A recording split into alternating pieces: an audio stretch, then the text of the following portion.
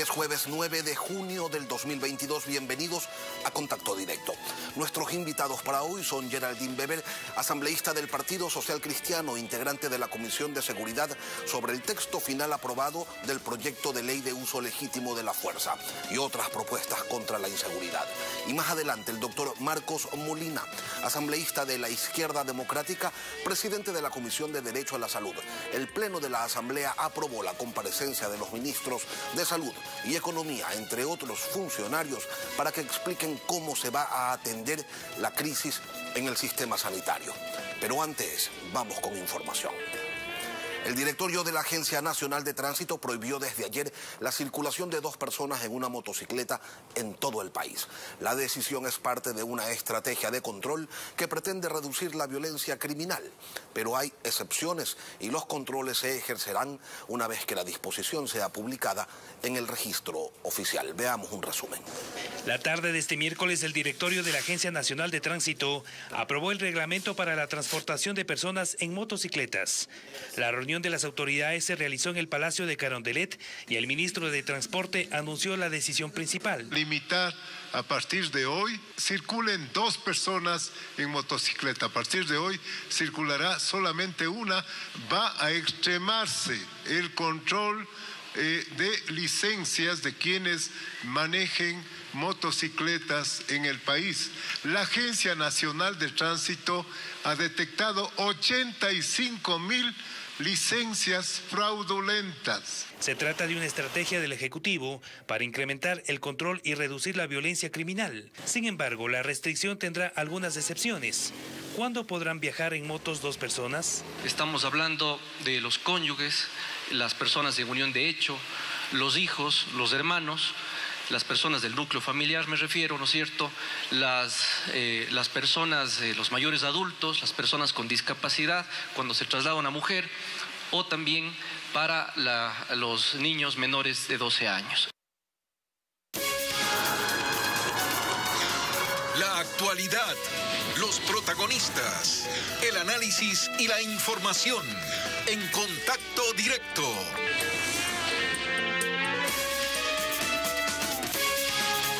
Con 104 votos se aprobaron los 74 artículos que conforman la Ley de Uso Legítimo de la Fuerza. Una ley que era reclamada y con la que se aporta a este combate contra la inseguridad que desde distintos sectores se está librando. Y ya vamos a ir a eso, pero primero la ley. Una norma importante, pero que nadie vaya a creer que con aquello se solucionan los problemas de seguridad que vive el país. No hay fórmulas mágicas, pero sí debe haber pasos en firme. Geraldine Weber, asambleísta del Partido Social Cristiano por Guayas, integrante de la Comisión de Soberanía, Integración y Seguridad Nacional, donde se estructuró precisamente esta ley de uso legítimo de la fuerza. Buenos días y bienvenida a Contacto Directo. Buenos días, Lenin. Gracias por la invitación y a la amable audiencia de Contacto en Directo reciban un fraterno saludo. Antes de entrar al tema de la ley de uso legítimo de la fuerza, un comentario a propósito de la reciente aprobación de prohibir a 2 personas que circulen en una motocicleta. ¿Es también un paso adicional para luchar contra la inseguridad? Bueno, es un paso adicional, todo suma en este combate contra el terrorismo. Yo creo que la delincuencia ha tomado una forma diferente, pero hay que hacer una requisa también, hay que comprobar que los documentos sean familiares, como lo dispuso la norma, y que en lugar de obstaculizar el tránsito, sea una metodología de aporte y de ayuda al combate al terrorismo que vive actualmente el Ecuador. ¿Ese combate al terrorismo sí recibe un respaldo con la aprobación de la ley de uso legítimo de la fuerza? La ley del uso legítimo de la fuerza es una ley perfectible, es una ley que fue aprobada en el Pleno con 104 votos y que fue unánime. Hubieron contras por parte de Pachacutic en el tema de las manifestaciones, las marchas pacíficas, en las que no estaban de acuerdo, pero el mismo nombre lo dice, si es pacífico no tendríamos que hablar de bombas molotov, no tendríamos que hablar de piedras, palos, ni siquiera de incendios de edificios y construcciones. Ahora, una de las cosas que yo he planteado en esta ley y que lo voy a plantear la próxima semana es que se haga una mesa interinstitucional donde los 3 poderes del Estado, el Ejecutivo, el Legislativo y la Corte, la institución judicial, sean parte del apoyo que necesita el Estado para combatir el terrorismo. ¿Qué es lo que sucede actualmente? El fenómeno del crimen es híbrido. La gente está empobrecida, se ha dedicado a trabajar en el narcotráfico, el crimen organizado controla los territorios para exportar las drogas a Europa, a Estados Unidos, y el presidente se reunió efectivamente con los alcaldes, pero no mostró ningún plan. Recién en el avión aparentemente se le ocurrió el plan Ecuador con recursos de los Estados Unidos para ser implementado en el Ecuador.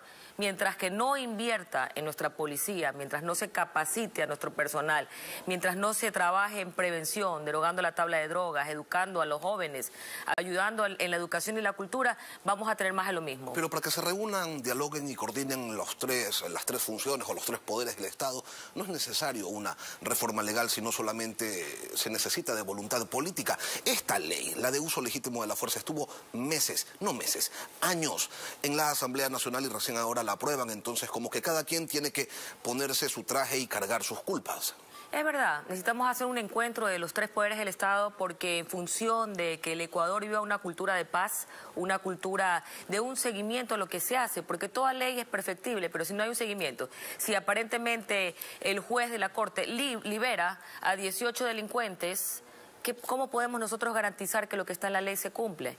Tenemos que unir y hacer mesas de diálogo, encontrarnos realmente, dejar el divorcio a un lado, porque está divorciado el Ejecutivo con el Legislativo. El Judicial hace lo que no debe de hacer y vemos un aumento de la violencia y vemos cómo se fortalece el estado alterno del crimen organizado. Y esto debe detenerse. Ahora, el ministro del Interior ha señalado en relación a la aprobación de esta ley que sí es importante, pero no es suficiente, y afirmó que se tienen que hacer otras reformas para adecuar el marco normativo a la nueva realidad que se vive en el país. En el Partido Social Cristiano, ¿concuerdan ustedes con esta lectura?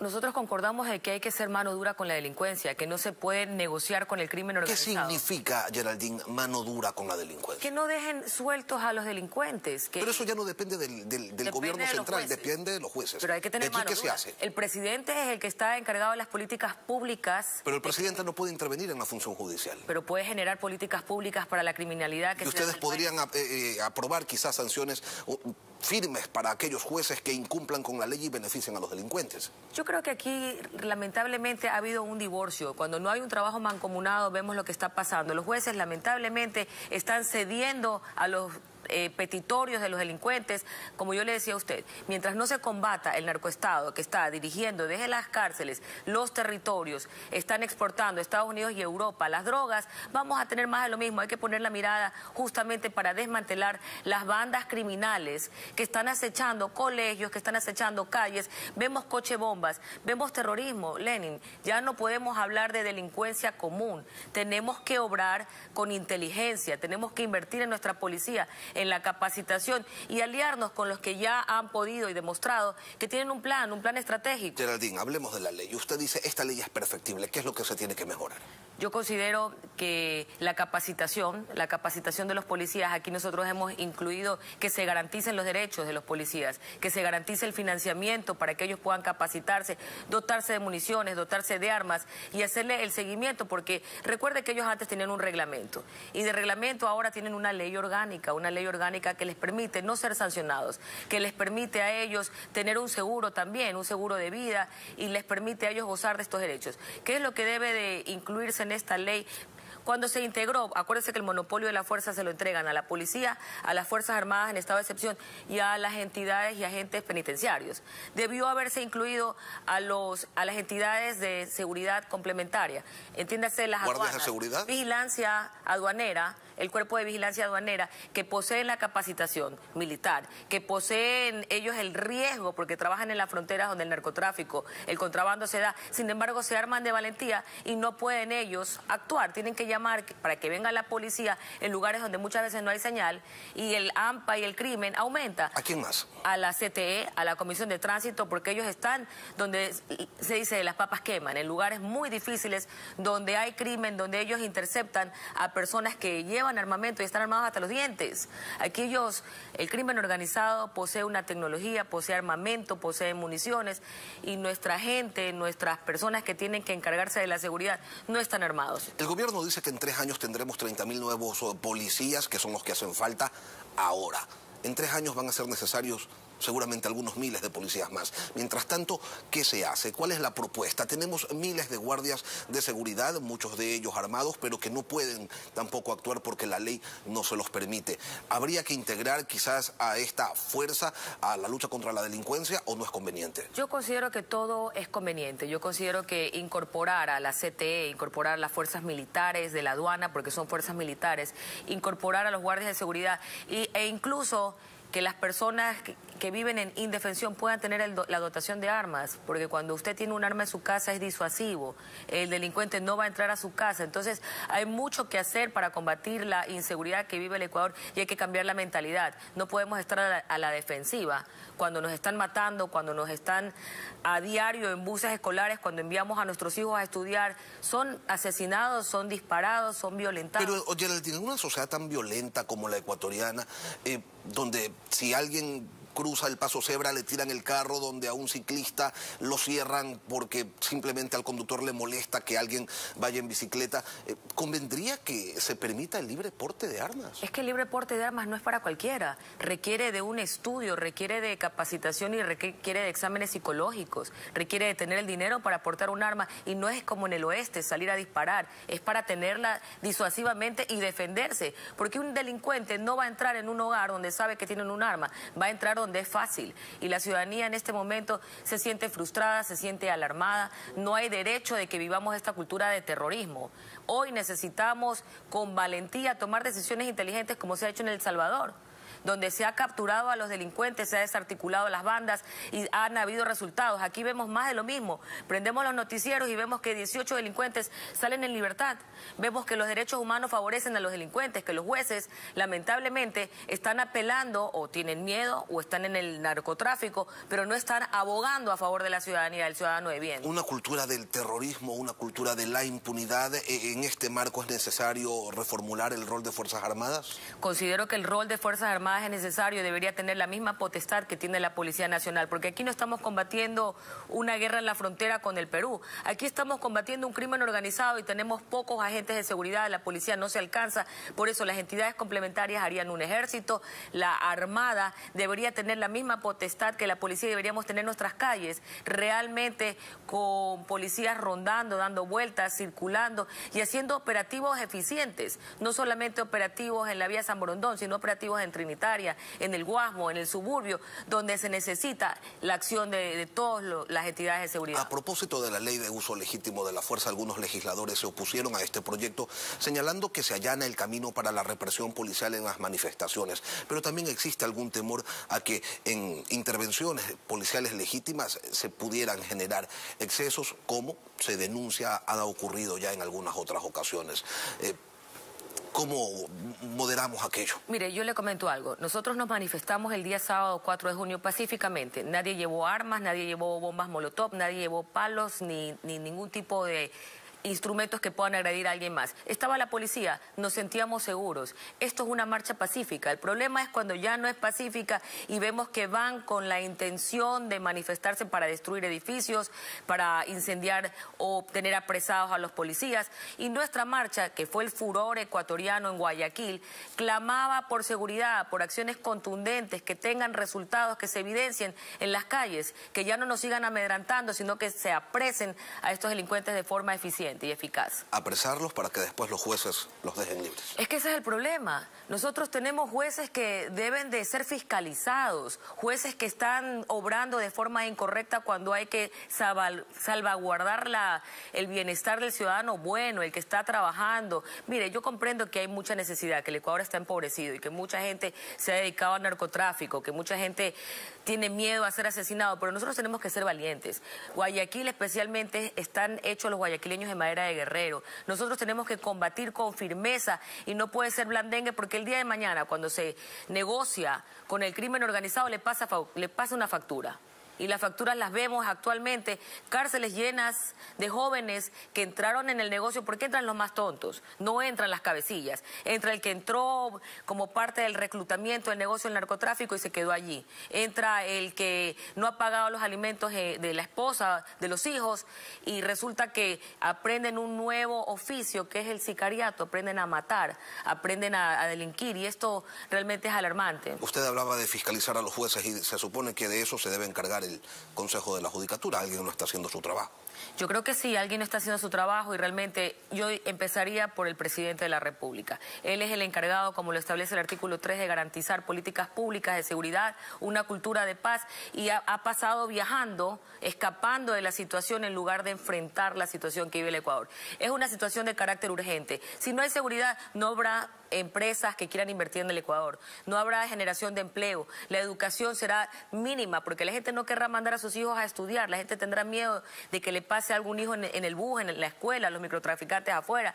Entonces este es un llamado al presidente que actúe, que ya no siga reuniéndose en Colombia, en China, que venga aquí al Ecuador a resolver el problema y la crisis de inseguridad, para lo cual ha sido contratado por el pueblo ecuatoriano. Geraldine Weber, asambleísta del Partido Social Cristiano, integrante de la Comisión de Seguridad. Gracias por acompañarnos hoy, Geraldine. Muchas gracias, Leo. Buenos días. Buenos días. Volvemos con Marcos Molina, médico, asambleísta de Izquierda Democrática, presidente de la Comisión de Derecho a la Salud. El Pleno de la Asamblea resolvió que los ministros de Salud, Economía y otros funcionarios comparezcan ante el Pleno de la Asamblea Nacional por la crisis sanitaria. ¿A decir qué? Lo analizaremos al volver.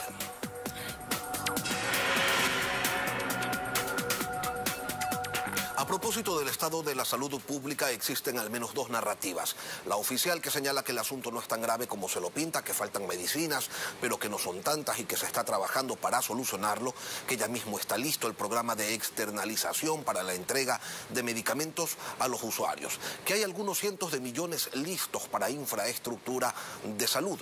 Pero decíamos que hay una segunda versión, la de los usuarios, que señalan que la atención desmejora como su salud, que el problema de abastecimiento de medicinas no es tan pequeño como lo pintan los voceros del gobierno. También están los proveedores externos de distintos servicios reclamando el pago de deudas y anunciando el cierre de sus atenciones porque no pueden seguir prestándolas porque no tienen liquidez. Para analizar esta situación nos acompaña el doctor Marcos Molina, asambleísta de Izquierda Democrática por Guayas, presidente de la Comisión de Derecho a la Salud. Buenos días, doctor. Bienvenido a Contacto Directo. Buenos días, país. Un abrazo solidario para todos. Que porcentualmente lo que falta de medicinas es menor al 20%, señala la ministra Jimena Garzón. Ustedes, que han recorrido hospitales en todo el país, ¿pueden validar esa afirmación o la situación es distinta a lo que señalan las autoridades? La crisis en la salud pública no es de ahora. Es una crisis que se viene arrastrando en periodos anteriores, solo que nadie ha podido resolverla hasta el momento. ¿Por qué? En diciembre pasado, en la comisión que presido, iniciamos un estudio en todos los hospitales del país, un estudio de fiscalización, fundamentalmente en tres aspectos que son infraestructura física, infraestructura tecnológica, talento humano y el abastecimiento de medicinas, que es fundamental en la red pública sanitaria. Sin embargo, esto nos deja mucho que desear. No se dan las condiciones para que el pueblo ecuatoriano sea atendido en la manera que dice el artículo 363, literal 7 de la Constitución, que dice que debe haber una garantía en los medicamentos y entrega a los pacientes de calidad y cantidades. Ahora, doctor, con el proyecto de externalización que está impulsando el gobierno, ¿se corregiría el problema del desabastecimiento? Le doy el beneficio de la duda. Sin embargo, no me quiero yo tampoco quedar diciendo pues que no puede ser bueno. Entiendo yo que es un proceso que tiene una acción política de una forma temporal para ver si esto funciona o no. Es un plan a mediano plazo para ver si realmente el país está en condiciones de aceptar tal tecnología. ¿Qué sucede si mañana en botica, una farmacia grande, se va al sistema, no hay quien digite, no faltan las computadoras. ¿Qué va a suceder en los pueblos más pequeños? Eso tiene que decirnos la ministra y todo aquel que está inmiscuido en este gran problema. Ahora, ustedes se han reunido con médicos y ellos les han contado que hay problemas de infraestructura y también con los equipos. ¿El plan de inversiones anunciado por el gobierno alcanza para solventar todas esas necesidades o se van a quedar cortos? Yo creo que sí hay dinero, lo que hay que saberlo distribuir y evitar la corrupción.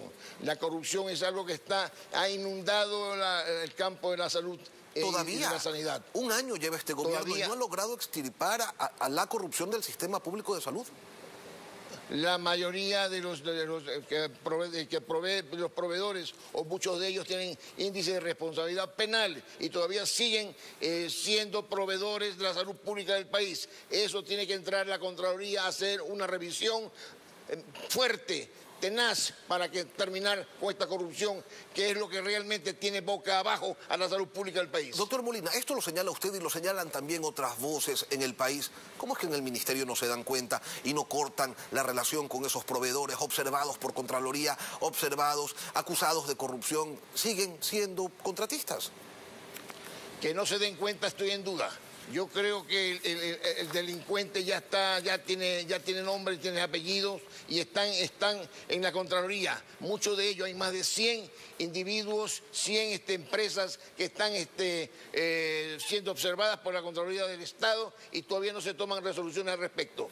El jueves anterior el Pleno de la Asamblea aprobó pedir la comparecencia de la ministra de Salud, del ministro de Finanzas, del presidente del Consejo Directivo del IES, que ya renunció, y también de los vocales del IES para preguntarles qué es lo que van a hacer para atender la crisis de este sector. Dejemos algo claro, doctor. ¿El problema es de plata? ¿El problema es de gestión? ¿El problema es de falta de combate contra estas mafias que están enquistadas en el sistema de la salud? ¿Cuál es el problema fundamental y cómo se lo debe afrontar? En días anteriores, ante la Asamblea Nacional, presenté un cambio en el orden del día. Y la moción mía fue precisamente invitar a la señora ministra, al señor presidente del Consejo Directivo del Seguro Social y al ministro de Finanzas a que vayan a la Asamblea Nacional a transparentar las cifras, transparentar las formas como están llevando la economía del sistema sanitario. Y eso es lo que hemos solicitado. Conté con 95 votos de los 97 asambleístas, es decir, una totalidad de asambleístas. El pueblo quiere conocer, afuera quieren conocer la ciudadanía qué se está haciendo con el dinero del pueblo, qué se está haciendo con el dinero de la seguridad social. Y eso es lo que nosotros como asambleístas hacemos, fiscalizar, y hacemos las acciones fiscales para determinar dónde está realmente el problema económico. Y la señora ministra tendrá que decirnos de primera mano qué ha sucedido, qué es lo que está pasando, si realmente la vacunación se llevó todo el dinero o hay dinero suficiente para curar otros males y otras patologías que el pueblo ecuatoriano está sufriendo. Estos funcionarios debían comparecer en 7 días. El Pleno aprobó el pedido el 2 de junio, hoy es 9, pero hoy no van. ¿Cuándo van a acudir, a concurrir estos funcionarios? La ley dice desde que son convocados, y recién se los convocó el día domingo. Es decir, que ellos el día lunes estarán con nosotros, a más tardar el martes, que son los plenos de la Asamblea Nacional. El gobierno reconoció hace pocos días la deuda con el Instituto de Seguridad Social, pero del reconocimiento al pago hay una distancia bastante grande. Mientras tanto, ¿qué pasa? Los afiliados reciben una atención deficiente mientras financian atenciones a personas que no aportan. Eso es una distorsión del sistema que afecta a su economía y las prestaciones. Y nadie le quiere poner el cascabel a ese gato, doctor Molina. ¿Ustedes quizás lo hacen? Es mínimo lo que se le ha entregado. Apenas 140 millones se ha dado de una deuda de más de 4.520 millones de dólares. Es decir, esos 120 o 140 millones de dólares no servirán más que para comprar cualquier cosa por ahí. No, eso se lo van a dar a Solca, a quien también le deben plata. Es decir, para el IES, de lo que le dan, no le queda nada.